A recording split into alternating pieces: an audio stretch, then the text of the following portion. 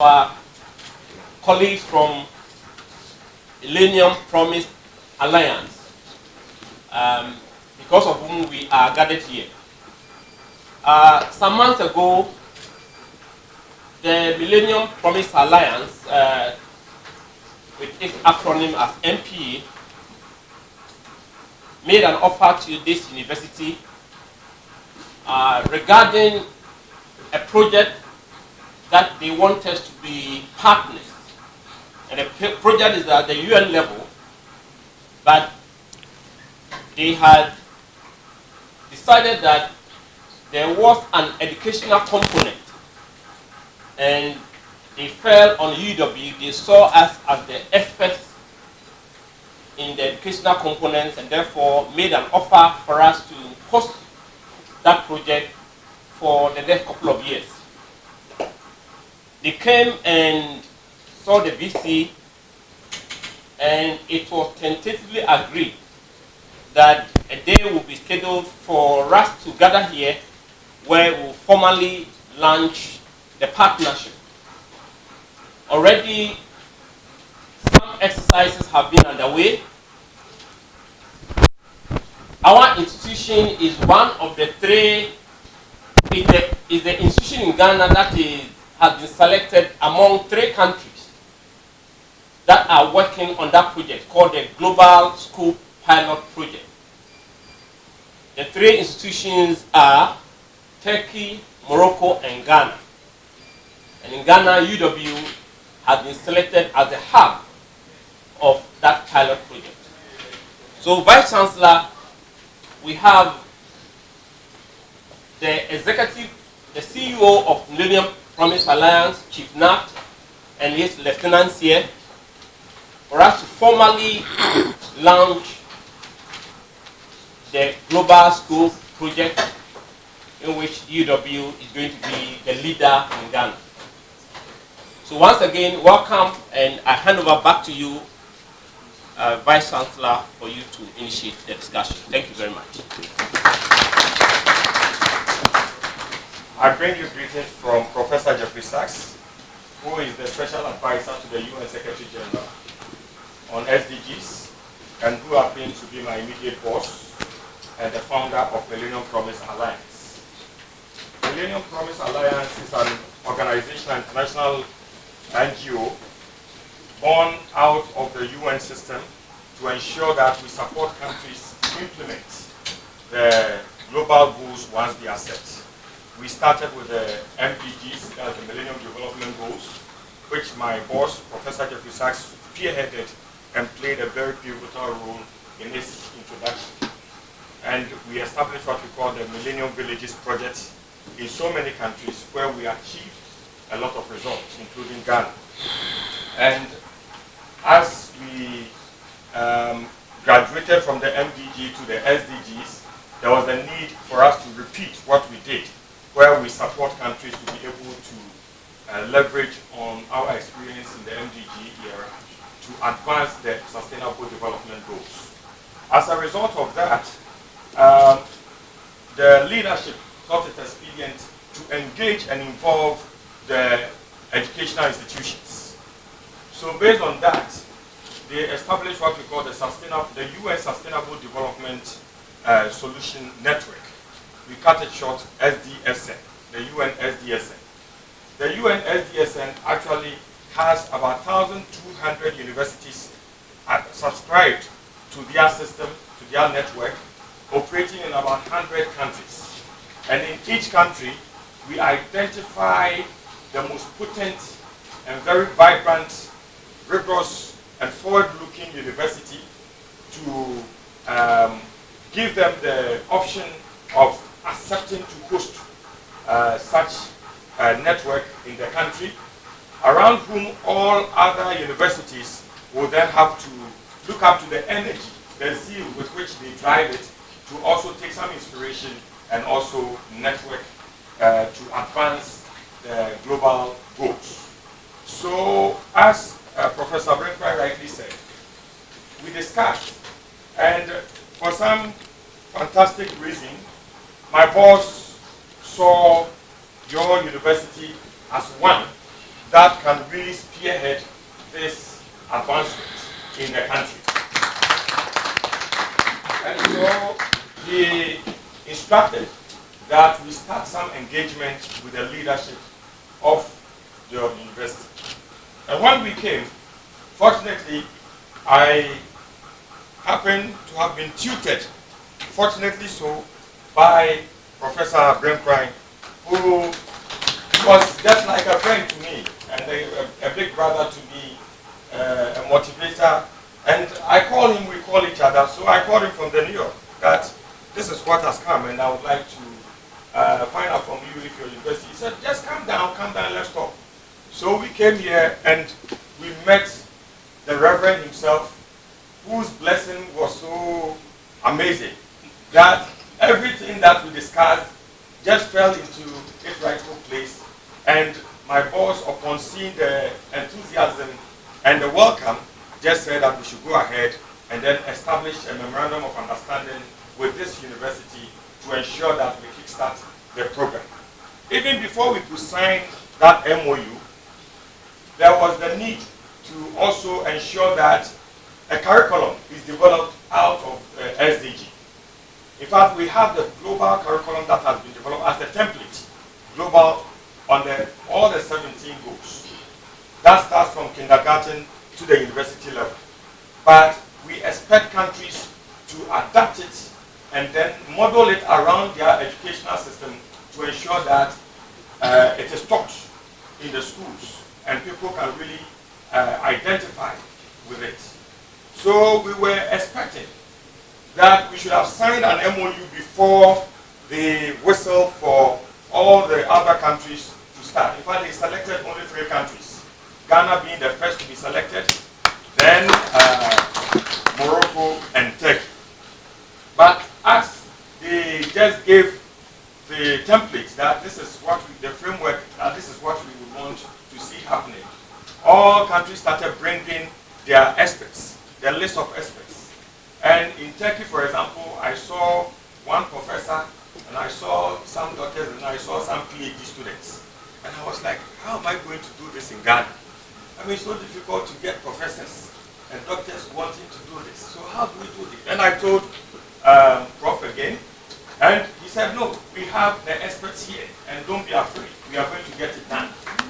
The list that I submitted blew the mind of the team. So quickly they said, we place Ghana in the lead. By this list alone, we place Ghana in the lead. You lead, and then we will follow. So not only did they just identify Ghana, but we actually exemplified it through the work that the team here, the experts. Yeah, in fact, I didn't know he was such an expert. Oh, yeah. But from the work that we presented on behalf of the university and on behalf of Ghana, we saw that indeed he is an expert, and the team are a team of experts. So the SDSN Global Education Program is starting, and Ghana, as we speak, is in the lead, and Ghana is looking up to University of Education Winneba to drive the curriculum development and adoption of the SDGs into curriculum, and all other universities are supposed to follow. In fact, we have actually had opportunity of briefing the UN group that we work with, and we showcase the results, and they have given all the blessing that we should proceed, and that's the reason why we are here. We are here today to present to you the MOU, as we have both been reviewing, which has gone through the approval from Columbia University, where my boss is the head of the Sustainable Development Solution Network and also the Center for Sustainable Development, for us to append our signature and now start. Even though we've already jumped the start, we just are in the lead and we should just continue. So we are here today to append our signatures to this MOU and to proceed from here so that other countries can very soon troop down on the pilgrimage to the University of Education to learn how to live. Thank you very much. It's very inspiring. This is very beautiful.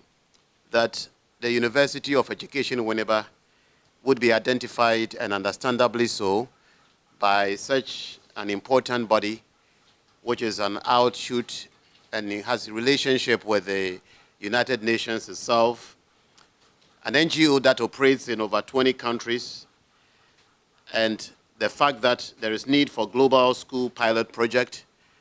And not only has Chief gotten interaction with Professor Brinkrine, and as a result of which we are starting this project, but it is because once the link was formed and Chief and his team came here, they have seen for themselves the kinds of human resource, the kinds of programs, the amount of equipment, and the quality of delivery that we have in this university. I would like to put on record officially that the University of Education, Winneba, is the only solely teacher education university in the country. It has been adjudged to be the fastest growing, most populated university in this country, with a population of 85,004. For your information, just a few days ago, the University of Education, which has been known to be number 3 among the best performing public universities, at the Gusa Games came second. If you are talking about the revival or reforms in education delivery, the efforts of the Ministry of Education in this country with TTEL fell on the expertise of this university. And when the nation rises to develop a new curriculum and is looking for experts, can you imagine that they were able to find as many as about 80% of the experts that did this national job coming from this university alone? And some of the great people around this table that I have introduced are some of the people who did the work nationally. As a matter of fact, Professor Hayford had to be called back only yesterday to be at this function because he is continuing this work. Professor Kankam just came back from Accra because he is very busy in that project. Professor Ando just came back from Accra because we are continuing with this national project. I want to assure you that the University of Education, Winneba, is poised, is well positioned to offer you the world standard programs that you are looking for. Already, as a mark of commitment of management, we have provided for an office with all the necessary equipment. It's right next to the Pro Vice Chancellor's office on the first floor of this building. So when people want to come to this university to learn from us, it wouldn't be a first time. They have been learning from us for a long time. I'll give you another example. When all the 6 universities that were tasked to do the delivery of the new education reform, the colleges of education were kind of shared or allocated to the 6 universities. Can you believe that this university had 1/3 of the share among 6 universities? That should tell you our position as far as education is concerned. And so, even if somebody believes that it's a blowing of our horns, this is what universities do. They need to let the world know what they stand for and what they do. We are very determined to rub shoulders with the big shots, with the Columbias. So I'm happy that your boss is at Columbia University, which is the top university for teacher education in New York City. And we are happy and we are very grateful that we have been determined as the hub of the pilot project. And we will be very happy to be identified with the Millennium Development Goals, which have been translated into the SDGs. We are willing to work with that. I think it's a very smart decision because we have the ears and the eyes of the educational delivery system in this country.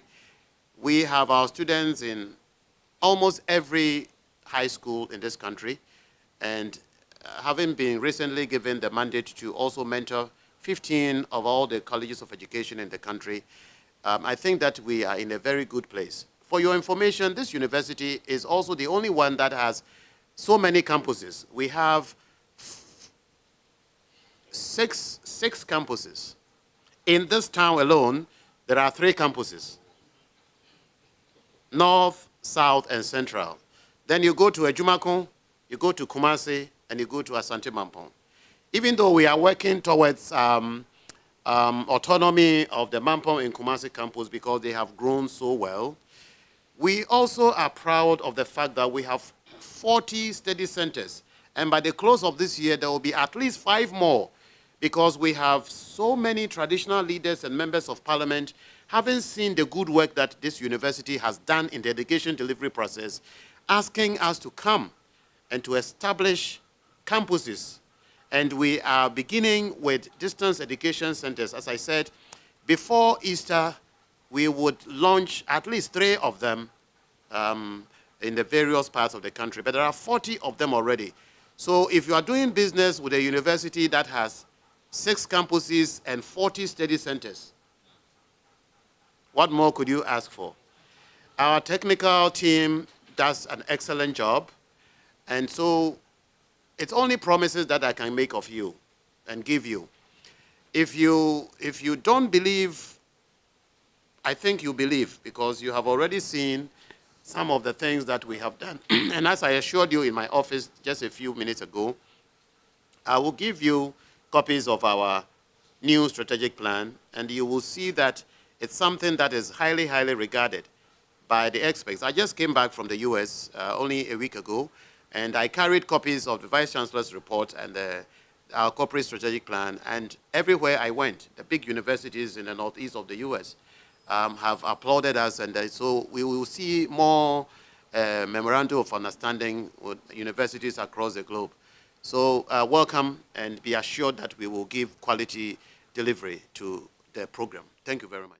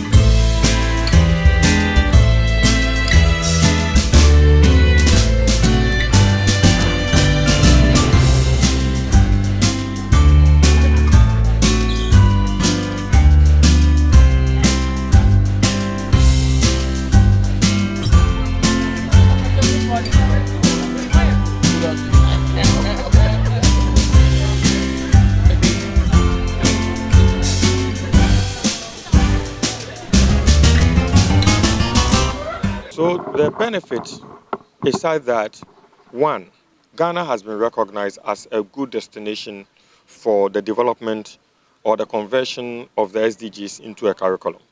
That's the first point.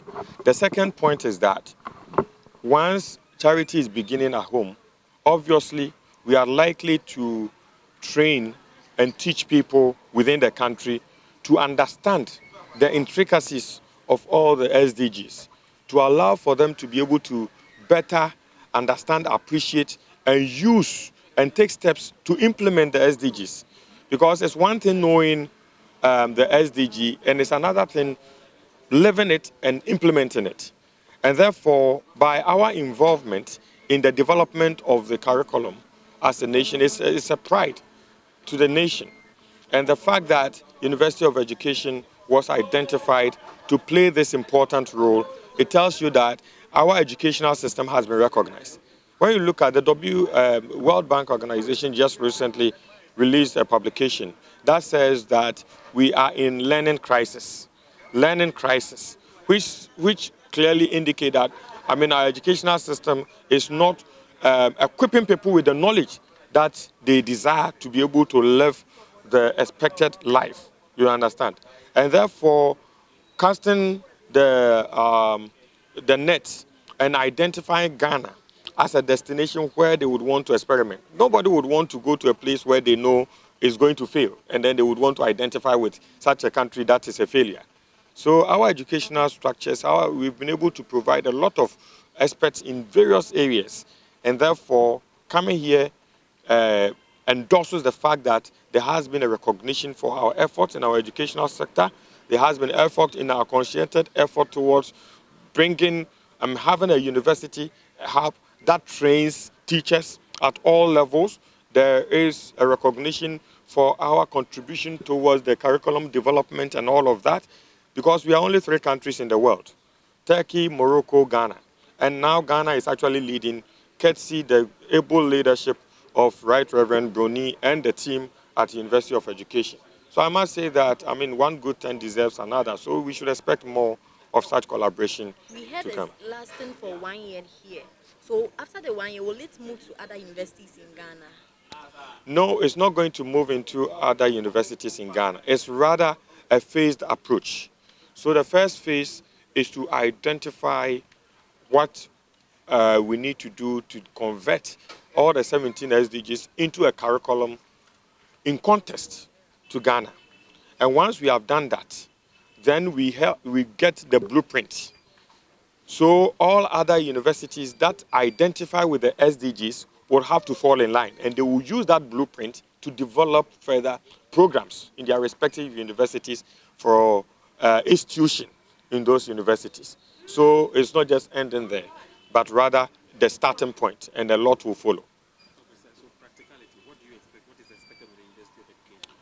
What is expected of the University of Education is to continue with their expert ideas and the brilliant way they do things, training teachers and making sure that they come up with the quality of materials that will be required to ensure that we translate these SDGs into curriculum that is trainable, that you can use to teach people from the kindergarten to the university level.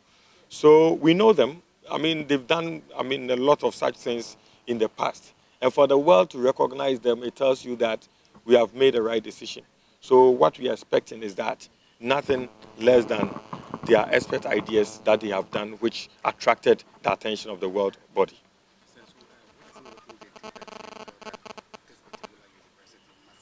They train teachers in the country, and they developed a lot of curriculum. You heard what the Vice Chancellor said, where in the country, putting together the curriculum and then about 1/3 of the professors from the university participated in that. You understand? And it doesn't end here. It doesn't end here. There are a lot more that they have done. It's one university that trains people and they practice what they've been trained to do.